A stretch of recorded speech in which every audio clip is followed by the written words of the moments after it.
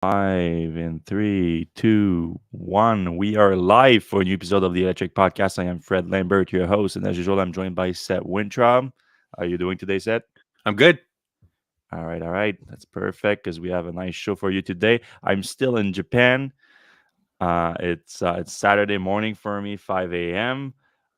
With all the travels that I did in last week, I didn't have time to look up in details every one of those stories that we're going to discuss. So I'm going to discover some of them at the same time as you guys. So it's going to be fun with that. But let's jump in with some of those that I know, or at least I should know because I wrote myself. Um, and there was a little bit of a little tiny Cybertruck update from Elon Musk because he went on the Joe Rogan podcast, Joe Rogan Experience this week. Uh, Probably the biggest thing that came out of it is that nice shot of Joe Rogan shooting a compound bow and arrow to the Cybertruck, proving that it is arrow proof. I guess that doesn't mean much. I don't have to worry about Native American attacks from the 1800s. Yeah, if the Cybertruck ends up like being like the DeLorean DMC that in Back to the Goes back in Future, and time. you go back in time, you don't have to worry about a raid from not that they even had compound bow at that time. Anyway, like Yeah. those things are actually pretty powerful. So it is fair that like blocking an arrow with a compound bow within like it looks like he's at 15 yard or something. It is a pretty powerful weapon, but apparently it stopped 9 millimeters like Tommy gun, so it's not. Yeah, it's not. It shouldn't be a surprise that it stopped an arrow, but that's not really the news that came out of it. Elon had a few comments on it. The biggest one probably the weight, because we already had the gross vehicle weight rating a few weeks ago when the VIN were released for the Cybertruck. So the VIN gave us some information, but it's more of a range of gross vehicle ratings, and that's not the actual weight of the truck. It's the weight of the truck plus the cargo, including passengers. So that's just give you an idea. But now we can compare that to Elon saying that the Cybertruck will weigh about 7,000 pounds, with some version closer to 6,000. So that gives us an interesting range here because we compared it to the F-150 Lightning, and it would be in the if you compare it to the range of the range of different weights, because there's also the range of different weights with the Lightning. It appears to be a little bit lighter, or similar, and the gross vehicle rating rate is actually higher than the F-150 Lightning. So it could point to Tesla have been able to be a little bit more efficient in terms of the capacity, cargo capacity versus weight of the truck, which is important for a work truck if you're actually going to use it as a work truck, carrying cargo and all that. It doesn't include a towing weight and like that, so that's you can forget about that. What else he said? He said that they are aiming to get the Cybertruck under 3 seconds for the 0 to 60 miles per hour acceleration. So that's actually in line with what they originally announced in 2019, but they haven't talked about it since then. And now, considering the production is coming by the end, well, the deliveries are coming by the end of the month. It should be an indication that this is still in the plans. Obviously, the less than 3 seconds is probably going to be the tri-motor version and not the dual motor that we are also expecting to see at launch. Finally, he did an update on production goals, and it's weird because we got one just a few weeks ago at the earnings, and now it seems to be different. He talked about Tesla aiming to produce about 200,000 Cybertrucks per year, but just a few weeks ago he said that it would be 250,000 truck per year. So I'm not putting too much value on that comment because obviously he could have just misspoke, or he could have just like not been thinking straight. I don't know because but the official thing from Tesla is actually 125,000 unit of install production capacity at Gigafactory Texas. Um, so that was in the that's apparently what it is right now, but we've questioned that chart that Tesla released with the install capacity because it's not clear exactly what they mean by that. Two hundred We thousand got is a nice little. still quite a bit, though. Sorry, say that again. 200,000 is still quite a bit. Yeah, it's a decent amount, but we saw that Tesla communicated to the suppliers that they were aiming to 375,000 units a year, but that also includes like a 15-20% like error rate that they said. So Mhm. could be a much fewer than that. So maybe Tesla is kind of playing possum a little bit here. It's not clear. We got a best look so far at the front trunk of the Cybertruck, the front of the Cybertruck, and it was at night, so we see the lighting system in it. We see that the strange looking Cybertruck logo font that Tesla had since the original unveiling of the vehicle, but we weren't sure what Tesla was going to do with it beyond some marketing that they use. It's actually going to be on the truck or inside the truck, more accurately, in that frunk area here where I'm pointing if you're watching the video version of this. We get a better look at the bottom of the front here where we saw some pictures of Tesla engineers before sitting on it as if it was a bench. So we weren't sure if it was like completely flat or it looks like there is a bump at the opening here, but it's not too big. So it could actually be used as a bench, like for some like tailgating situation or I guess like front grading, gating now, I guess. Uh, and we saw the powered version of it. This is for the first time we see it in use. Barely though, it's a very short gap here. Uh, we do what we can when we spot the Cybertruck, and this is coming from JX here from um, X or Twitter. It looks, in terms of size, it looks like I don't know, said like two or three carry-on luggages, or maybe like a golf. Um, Yeah, you could definitely fit a golf bag in there, mhm. some maybe 2 carry-ons. My big concern is, like, that kinda sharp edges on the thing, like, it kinda Oh feels yeah, like this year. yeah, you don't wanna accidentally get your finger caught in there or anything like that. It looks kinda dangerous. Also, Yeah, like, I mean, I don't bump your know head how on this Tesla thing? is gonna pass all these regulation for like pedestrian collisions and all that. Like it seems like the cyber. I mean, you'd never want to get hit by a pickup truck, regardless. But it seems like the cyber truck would be a particularly damaging one to get hit by. Yeah, just ow, just looks painful. I mean, probably would of course with the hood down, it wouldn't be as bad, but still, like it clearly, you're right. It clearly highlights how many sharp edges are on the Cybertruck.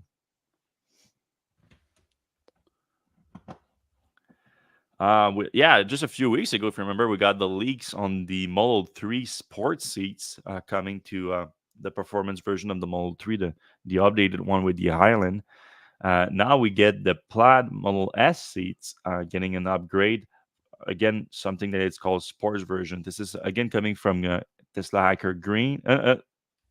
Yeah, sorry, Tesla Hacker Green confirmed that it was coming, but now we get from the updated service manual, we get the confirmation from it, and we get a picture because in the service manual, sometimes you get pictures exactly like how to remove things in the truck and how to remove this new seats here. Give us this limited but clear view of the new sports seats for the Model 3.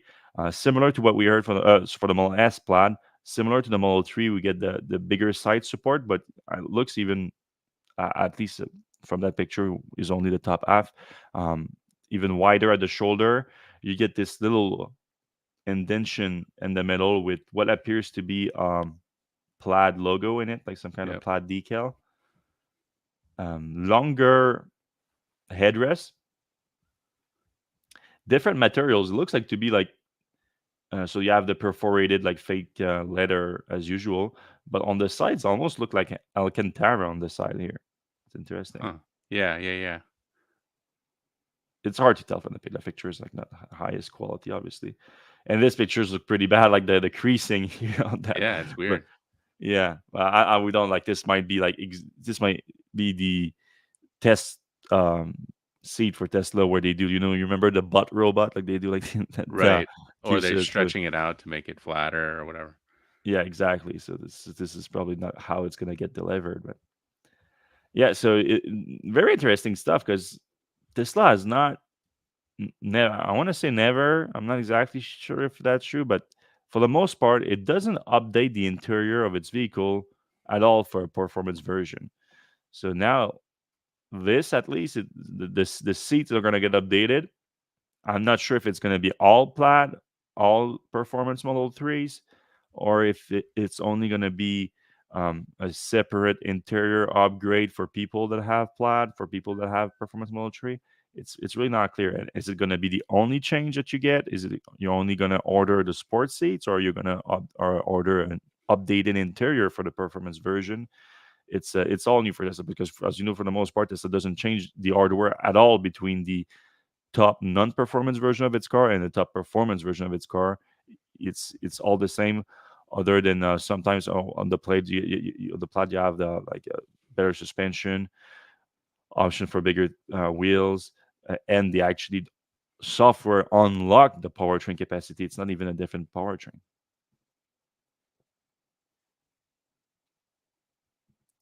We got good news from Gigafactory Mexico. It seems like the government, following the earnings where Tesla had to said Elon said some things about the factories where temper expectations, pump the brakes a little bit. Looks like the government in Nuevo Leon came out trying to counter that a little bit, saying that putting some confidence into Tesla actually coming to the region. So it is Secretary of Economy, Mr. Ivan Rivas. He said that Tesla just obtained all of the permits at the federal and provincial no, it's not provincial, it's state level, yeah, it's state and federal level for the factory. um, and he reiterated that he believes that Tesla is coming to the state, and they already gave us all their needs to start construction, and we are sure that Tesla is coming to Nuevo Leon. So this follows again the comment from last week where Elon said that, well, Elon was clear that Tesla plans to come to Mexico and do Gigafactory Mexico, and they seem to be committed to that specific location in Nuevo Leon. But he said the timing is the issue, and he referenced again the macroeconomic situation, the economy. Uh, they are waiting to see exactly what happens with that before they move forward with construction there, because they said that they still have plenty of room in Gigafactory Texas to grow, and especially to do the next generation vehicles, which were first associated with Gigafactory Mexico. Uh, which is why we've been tracking the project closely, making sure when it's going to happen, because it sounded at first that when Gigafactory Mexico happened, the $25,000 Tesla happened, the robotaxi happened, and all that. But now that's not the case anymore. But now it's fully in Tesla's hand to get the green light or not for the construction, because they have all the permits. I know that they're also waiting, like they said, needs to start construction. That I think that refers to like the infrastructure project that needs to happen around the factory. So Tesla has requested some energy, water, road, and rail infrastructure to be deployed to facilitate the project. So we're going to keep an eye on that if it finally moves or not. Puerto Rico is getting the VPP, the Tesla Virtual Power Plant. Earlier this summer, we said that we reported on that Tesla said it was coming. Tesla was applied with the local authorities to change the regulations. Like, you need a lot of regulations to change when you want to sell electricity. A lot of regulation around who can sell you electricity or not. They want to control that tightly. But Tesla has a big opportunity in Puerto Rico, because ever since that big hurricane a few years ago, Tesla has focused a lot of effort to deploy energy storage system there, namely the Powerwall, and also partnering with other companies to deploy solar system with it, strengthening the grid, offering people alternative to just the grid that has been extremely weakened by natural disasters there, and also politics and whatnot. But now it finally launched this week in Puerto Rico with 75,000 Powerwall owners being able to jump on the program. So I'm not saying that's not what people are in the program right now, but at the same time, Tesla was able to confirm that they have 75,000 Powerwall owners on the island, and now they can just sign up directly to the app, and they will start getting compensated for sending back some electricity into the grid. And the rates are, we haven't seen the rates just yet, but I would assume that they are going to be advantageous because, uh, again, Puerto Rico is in dire need of a more stable grid. When the closer they get to a brownout, the closer they get to a blackout, the higher they're going to be able to compensate those power owners to send some electricity back. You're going to be also be able to limit that amount of electricity back so that if there is a brownout or a blackout, you have some backup power for your house. Um, Interestingly, with the launch of the VPP, Tesla said that they are partnering with the Sonova and Sunrun. So partners for this. I think it's the first time in Tesla as a partner for a VPP, which makes sense. Those are obviously solar residential solar deployer installers. It's very useful to have that in a VPP because you can do a VPP just with an energy storage system, um, but obviously if that energy storage system is powered by a solar that you produce yourself, you produce the solar power yourself, it is a lot more advantageous. You think Um, it's weird that Tesla's joining other solar installers now? Do you think Tesla's kind of pulling out of the solar installation world Yeah, on their own? well, Sunrun was always a partner for deployment of power walls, so that one is less surprising. Sonova, I think it's new for me. I've never heard them deploy power walls, but yeah, to your point, we've been seeing a lot of Tesla moving away from deploying its own solar panels now, doing the installation itself. Instead, they are really much focusing on owning the brains behind those systems. So through the Powerwall, through the gateway, through its own solar inverters that it's selling now, all these things are allowing Tesla to deploy these products and sell these virtual power plants and Tesla Electric also now in Texas. So these things I think, are clearly where Tesla wants to go right now. And Drew Baglino, Tesla's SVP of Engineering, commented on the launch of the Puerto Rico power plant, virtual power plant, and he said that with these 75,000 customers, up to 300 megawatts of power capacity, it could become the biggest virtual power plant in the world rather quickly if all those people sign up for it. It's going to be, I mean, 300 megawatts. That has to be like a lot of like smaller like coal power plants and things like that, like in terms of capacity. Yeah, and it's nice that it's deployed like all over the island, I'm assuming. Yeah, So, completely distributed, right. not concentrated. All right, we get a new automaker on board with NACS, with the Tesla NACS connector, a Japanese one too, Subaru. The Japanese have been a little bit slower to get on board. I think we have only Nissan so far, and now we have Subaru also. I mean, And Subaru's isn't quite surprising. Their only EV is a Toyota, and Toyota's already on yeah, board. So, yeah, you're right. Toyota is also on board. So Nissan, Toyota, and Subaru are now all on board. So that's great news. Let's see the details if they're a bit different. We've seen that they've been updated lately. So the company will adopt NAC Sport on certain BEV launch in North America starting in 2025. Certain has to be all new BEVs or not. Like it would be makes no sense otherwise. Um, and Subaru will provide access to an adapter for Subaru Units CCS. They don't say the timing of the adapter. That has been what changed. Some say more recently we've seen automakers announcing NACS adoption and they don't get the adapter until 2025 versus 2024 from for other companies. But again, like you just said, only the Solterra is available, and we have the units here. 5,000 sold since last year, so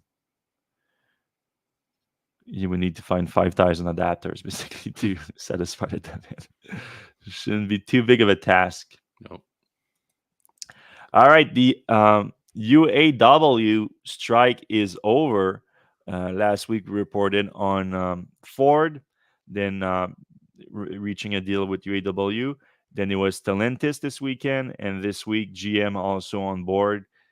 Big win for the union, really. I mean, it's not exactly what they asked for. Obviously, some negotiation, you leave some behind, but some big wins across the board. I was particularly impressed with the Stellantis deal that included if I'm understanding correctly, a new a new battery factory that wasn't announced before was made part of the deal.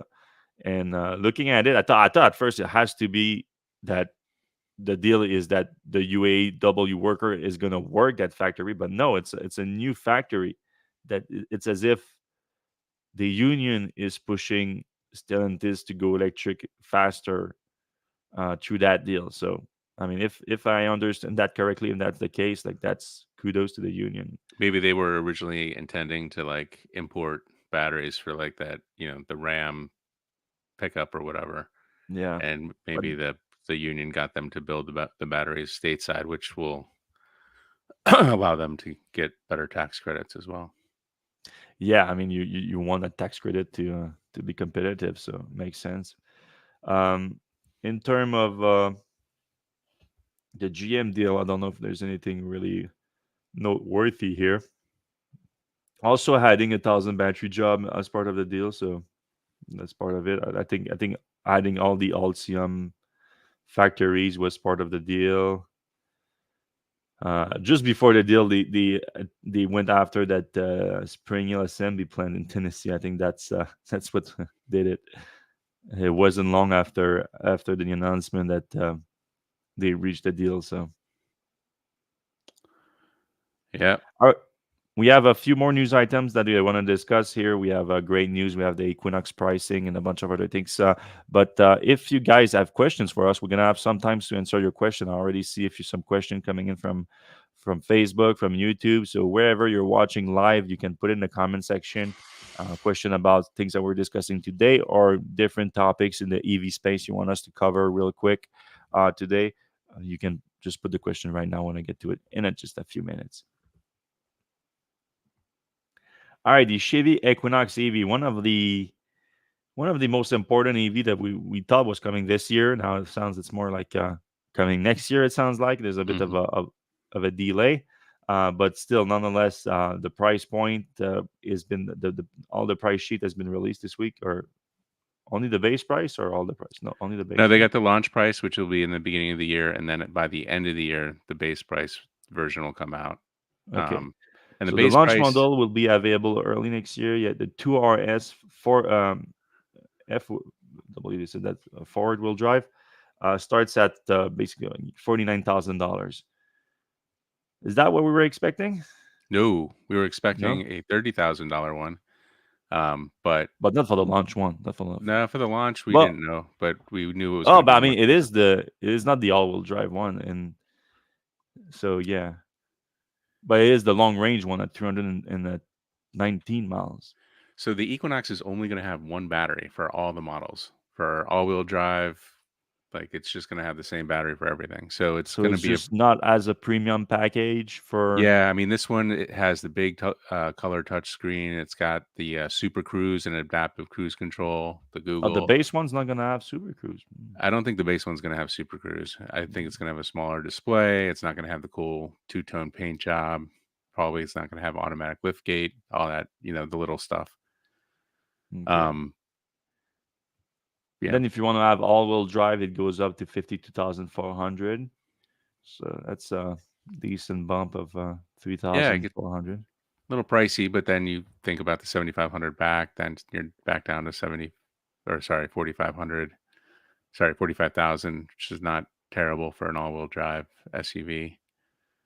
Hmm. Um, you do have the Model Y there out there with that costs a lot less, which a lot of people are going to prefer, but Yeah, this is still nice. I think the big news though is that the base price Equinox is going to come out by the end of the year and it's not going to hit the $30,000 mark that Mary Barrow was yeah, talking about, but 34.9 isn't bad, I guess, especially with 319 miles. Because it has the same yeah. So battery. that's the big kicker here. So the even at $35,000, you're gonna get the 300-mile range. Yeah, and Okay. and that's still pretty solid. And then obviously you're going to be eligible for federal tax credit, so that's going to bring Hmm. it down to in the 20,000 somewhere.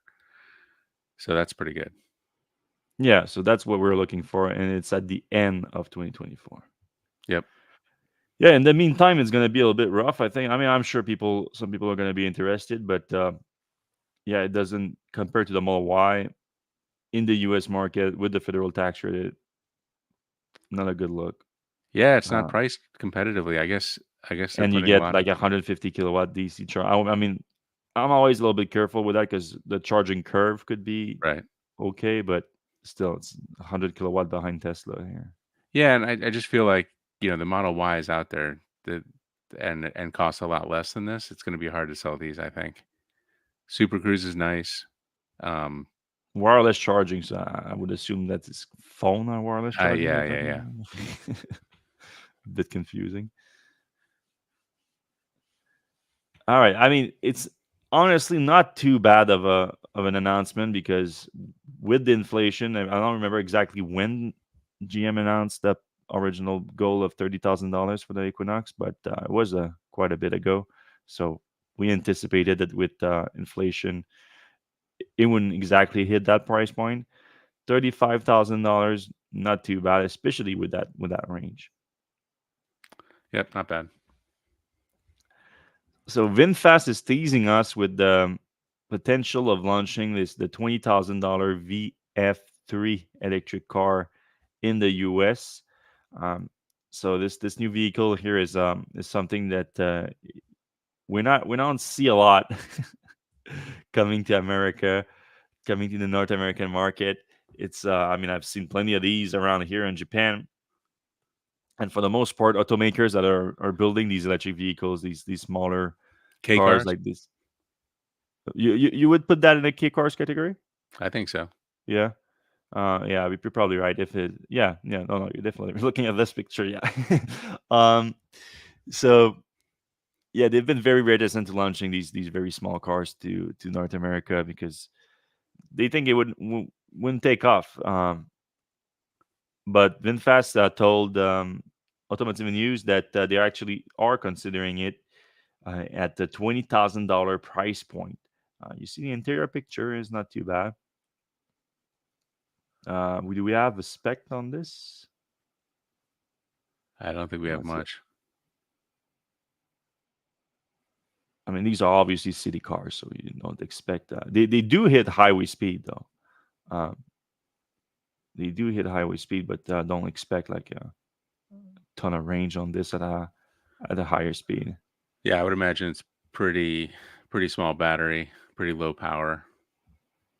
Yeah. I've seen some of these, but not exactly these. But obviously, it hasn't launched yet. But very similar looking K cars around here. Yeah, I think what is it?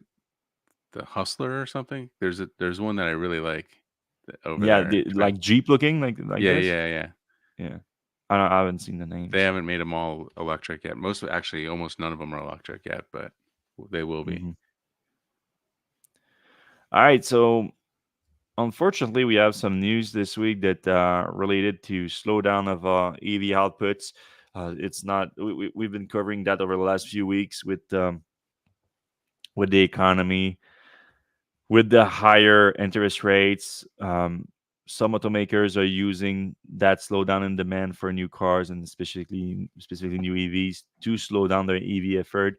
Volkswagen this week announced delays in their fourth EV plant coming, and they are blaming the sluggish sales. So, where was this one? So they have three sites, including San Diego, so that's Germany, Spain, Valencia, and the most recent is St. Thomas, Ontario. Okay, so yeah, that's right. That was the Ontario plant coming. And now the VW CEO said that there is, for the time being, no business rationale for deciding on further site based on that market condition, including the sluggish ramp on the BEV market in Europe. Um, they are slowing down the deployment of the next gigafactories. They are calling them gigafactories too. But if I'm understanding, so these three that have been announced in Germany, in Spain, and in Canada are still moving forward. But they were about to announce a fourth one.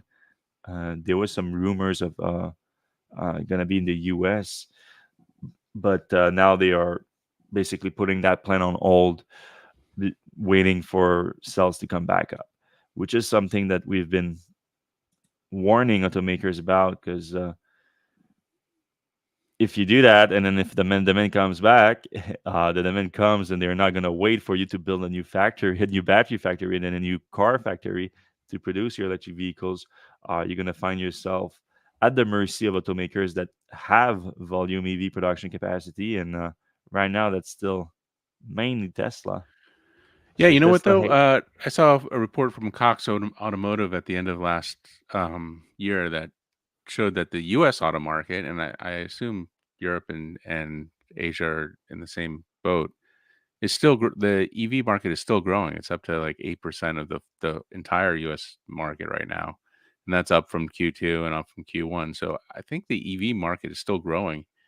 I just think that yeah, some of these brands aren't doing as well as they'd hoped. Like, Tesla's obviously taking a lot of the air out of the room with their lower prices.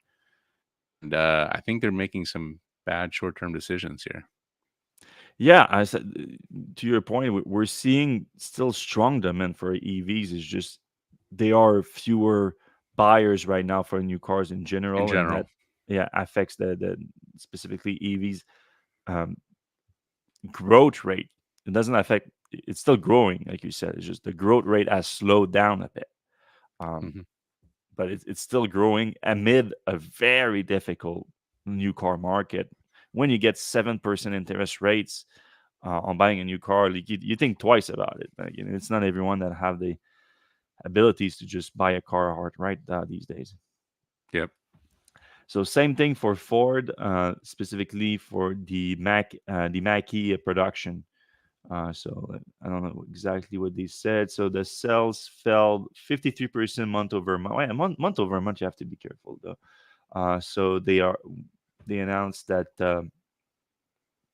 they are pulling back production, uh, taking out some Mustang Mach-E production. They are not saying exactly the number. It sounds like no, they're not.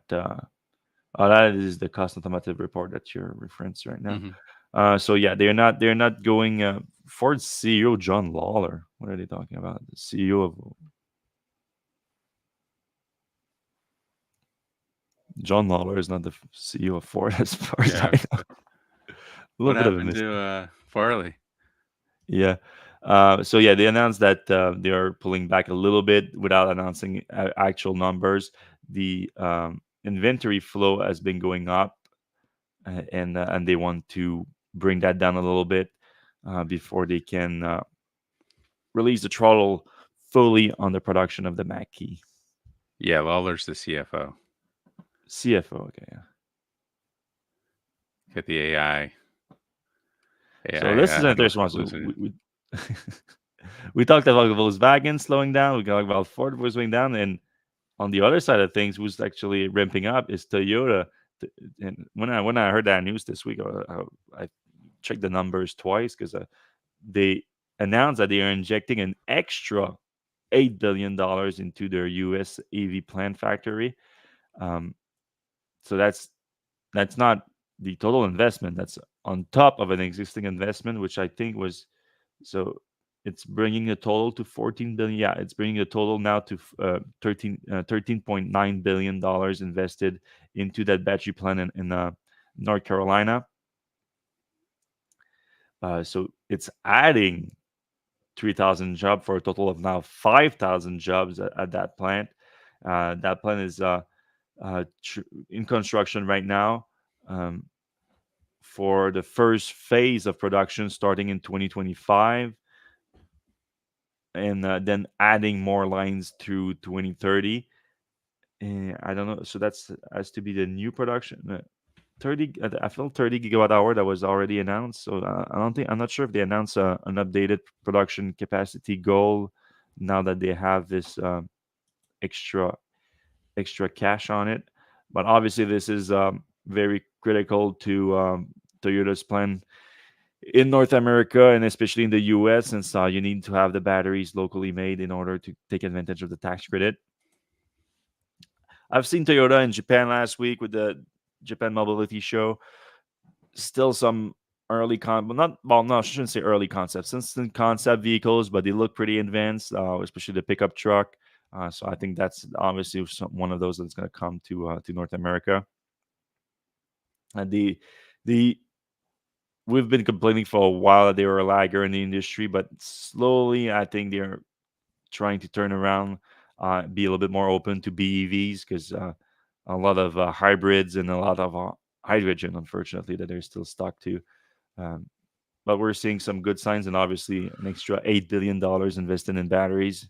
Batteries eventually end up in BEVs and PHEVs, but we'll see if they're going to be a how's the mix is going to be between those two there. All right, I think we're ready to take some of you guys' questions. Yeah, you got a few more minutes to get a question in because we're a little low on questions right now. All right, Jay Yes. Sands, can you go over the carrying capacity and bed of the truck? We're talking about the Cybertruck. Any bed modifications with regard to size, shape, and add-ons? I did think we saw a picture of the truck that was kind of indented. The bed was indented a little bit, but I don't know if that was final or. Pretty sure it was final. I'm pretty sure that was a release candidate they're referring to. So I don't know about like modification to the bed. I mean, we've seen the bars, like the accessory bars that you can put on the sides and on top of. Um, well, yeah, yeah, you can put them both on each side, I guess, horizontally to the vehicle and on the other side too. So that's the only add-on that I can think of. Size and shape. So Tesla confirmed 6 feet, but like Seth just said, like there's been some little concern about the sides of it. So we don't know the exact width of the bed, but the sides are slanted. That looks like the bottom part of it might be a little bit smaller than we anticipated. But Tesla, so obviously Tesla hasn't talked about the Cyber Quad a lot lately, so we don't know if that's still the case. But originally, the goal was actually to be able to fit a full size quad in the back of the pickup. So that would be a big indication here. If Tesla can achieve that again, that would be very good for the Cybertruck, I think, because obviously not that many people are carrying around quads. But if you're able to do that, you're able to do a bunch of other things too. So yeah, 6 feet long, width unconfirmed so far. All right, this is kind of a general question. How many life cycles does the battery have? We're still talking about Cybertruck. What does it cost to replace the electric battery? And will the truck have level 5 automation? Oh boy, Yeah. yeah. I mean, asking the big questions that we would all like to have the answers to. Um, in terms of the batteries, well, we do know that the Cybertruck is using the 4680 cells. Tesla has switched production to those lately at Gigafactory Texas, which is why we don't see the Model Y with the 4680 cells being produced now. We know that those have been updated. We know that Tesla hasn't quite achieved what they announced originally at the battery day with the 4680. They are getting closer, but they're not quite there. Um, Originally, the goal was longevity, cost reduction, improvement in charging capacity. We do expect the improvement in charging capacity to be there. Since the Cybertruck is going to be also 800-volt truck, but again, that's just the top charge rate. We cannot focus too much on the top charge rate because it's the overall charging cycle that it's important. So how many life cycle? Well, I would assume cycles period that he's referring to. Like there's one life cycle of a battery, but uh, I mean it's in the thousand normally. They're aiming for. Yeah. Well, that's normally with the cells uh, and then you have the battery pack, which has its own battery management system that can also manage that, and you don't necessarily charge fully and discharge fully. So there's a lot of different ways to manage that. Tesla has been pretty good in terms of battery longevity so far, and there's been improvement with the latest generation. So I wouldn't worry too much about that. Um, be more a bit more worried about maybe what kind of range the vehicle gets and the charge rate and the charge cycle, because obviously with the bigger with trucks you get bigger battery pack takes longer to charge. So I would be more curious to see the first Cybertruck charging cycles to come out.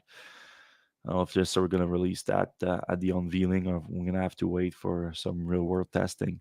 And the level 5, I mean, level 5, the Cybertruck's going to come with the latest hardware 4 so far. Um, but hardware 4 is actually going to be behind hardware 3. So in terms of the software, so maybe Cybertruck is going to be behind uh, the rest of the fleet in terms of autonomous driving capability. So that's something to keep in mind. I think Elon said something about hardware 4 always being about 6 months behind hardware 3 for software. All right. Spikes 43 question: the F-150 tech package seems like a great bump and sweet spot of features with the heat pump.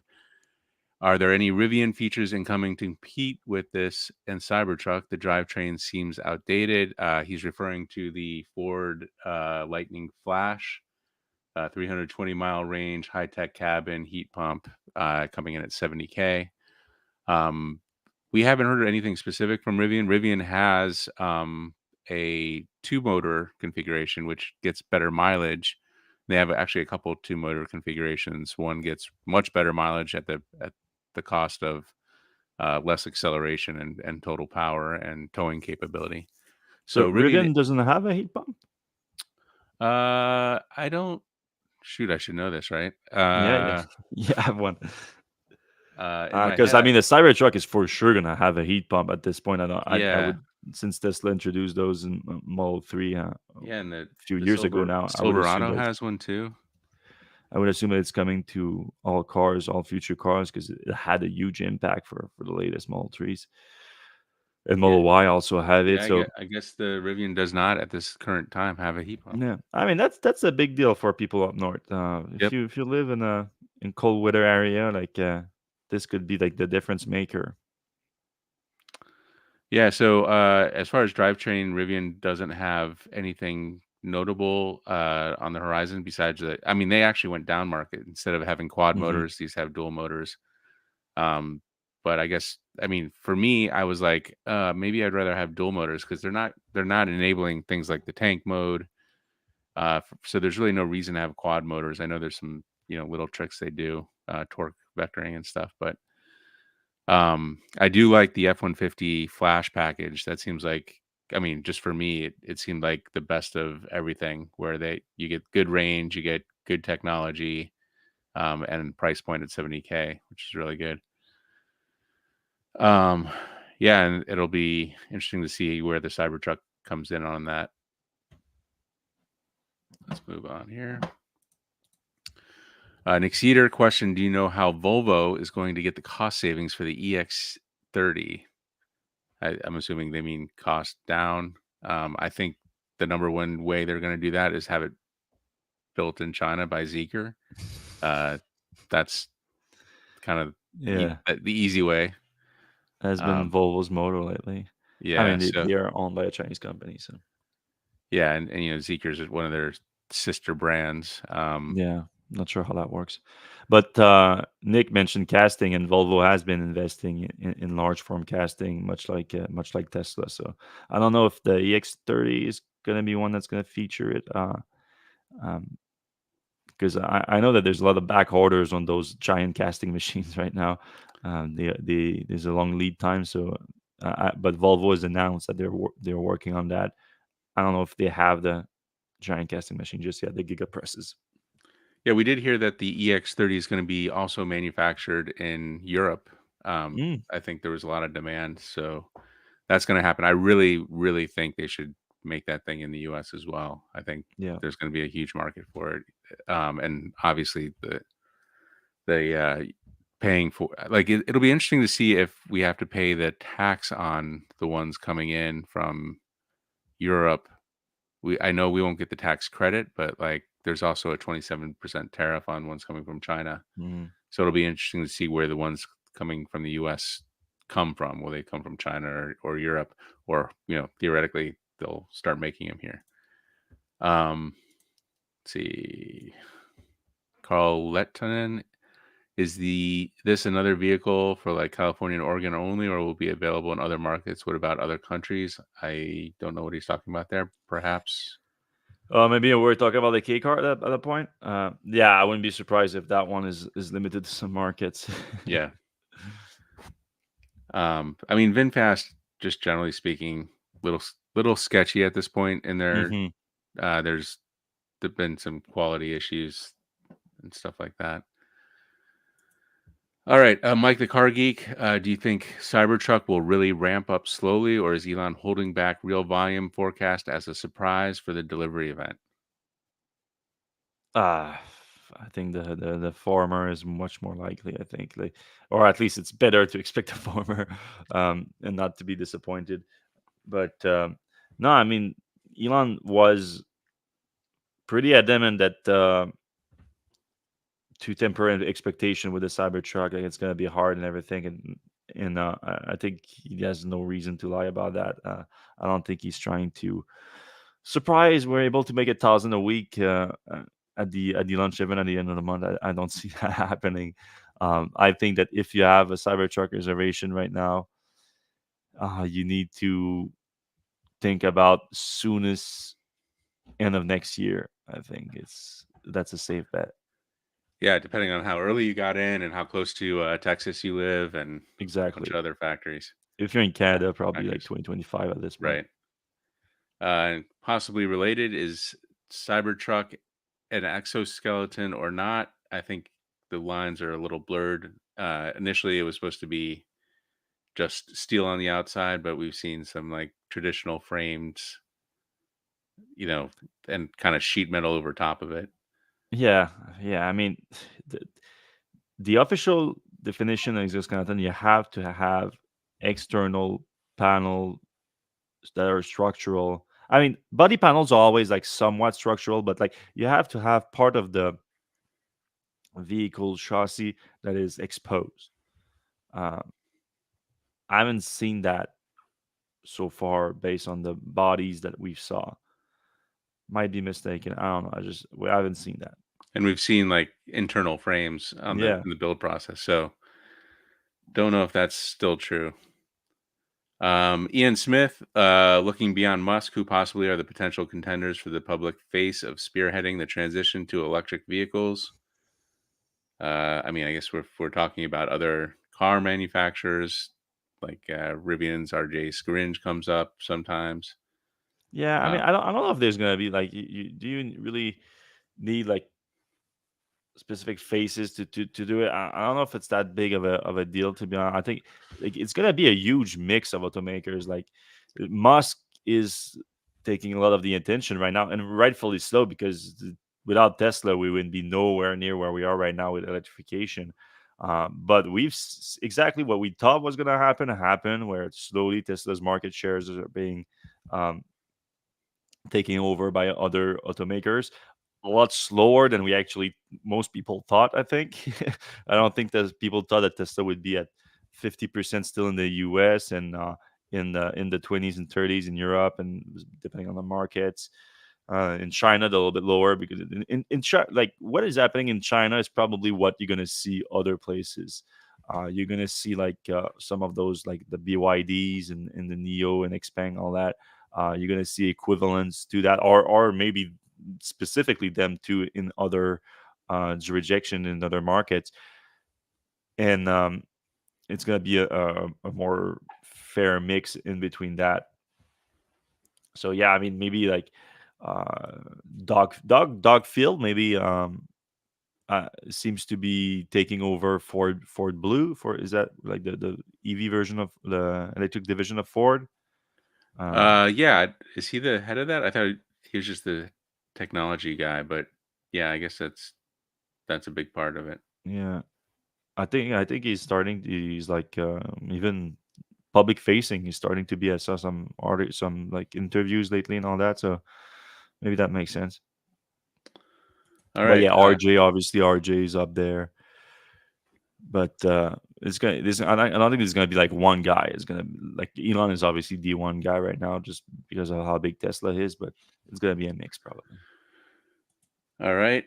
Brad Sloan, do you guys know if any company is going to produce a Tesla to CCS adapter? And is Tesla going to allow non Tesla charge at its supercharger after the first of next year? We know Electron is already making that thing. Yeah, Um, and but we know that I think it's a British company, like a big British electronics manufacturer. that got an actual contract for Tesla from Tesla to make NACS. Technically, it's not the adapter; it's the NACS itself, the connector. So, but I wouldn't be surprised if that would include adapters too. Um, yeah. So, but uh, is Tesla going to allow non-Tesla charge at its supercharger after the first of next year? But I mean, Tesla is already enabling that at Yeah, Magic Docks. the one with the magic docks. So I guess what he's saying is like as soon as they have the adapter, can anyone go to any station? I think that's probably closer to okay with an adapter. Brad just added that. Yeah. Um, so I don't know about the first of next year. They say that the adapter is coming in 2024. So I'm assume once they have the adapter, because I like you talked about Electron. Electron is the name, yeah, right? Uh, Yeah. so like technically you could already get an adapter, and then whenever Tesla is ready to open it, then you have it. It's just yeah, the that Electron has been announcing like, yeah, you're gonna have access to all superchargers and everything like that. You have to be careful with that because at the end of the day, Tesla is still in control of whoever use their charging network, and you need the official announcement for Tesla. It's like, okay, you can use it with an adapter now. We don't know exactly when that's going to happen, but it sounds like it's going to be 2024 at least. So Yep. maybe just not first of the year, but it is coming next year, and it's going to be a big deal. I think um, to Tesla's credit, I think it's going to help non-Tesla EVs more than anything. Like it's going to make road trips a lot easier with those vehicles. It's going to add a lot of values to vehicles with CCS right now. It's And going to be interesting to superchargers are see. also going to be a lot crowded, more crowded. So Yeah, yeah, it's going to be interesting to see how Tesla deals with that because especially deals with we just talked about like the Chevy Equinox though. Like GM was one of the first to get on board with that deal, and we think that Equinox could be a popular vehicle. Obviously, that's going to be more towards the end of the year and next in 2025 because of the pricing situation. But those a lot of those vehicles are capped at 150 kilowatts, so um, it's not as fast as the Model Y, Model 3. Obviously, that 250 is early in the system, but a lot of those charges you don't charge fully. Like you can you, you can get people out of there quickly, have shorter charging sessions. So not only you had a lot of people to the network, you had potentially slower charging vehicles in the network. It's going to be an interesting problem to solve. Not exactly sure how Tesla is going to do. Well, I mean, not exactly sure. At the same time, we reported just last week the congestion fee. That might be a part of that solution. It looks like Tesla is working on things to be ready to like if it's a mess, and it could end up being of a mess of a launch. They can smooth things out with things like that. So we'll see. It's going to be a fascinating change in the North American side of the EV industry. But looks like that's it for us this week. No more questions. So I appreciate every single one of you guys that tune in for the show this week. If you do enjoy the show, you can give us a like, a thumbs up, whatever it is on the app you're watching. If you're listening to the audio version of the podcast, you can give us a 5-star rating. It's free to do. It takes a second and it helps the show a ton. We appreciate every single one of you that does it. And we're going to see you same time, same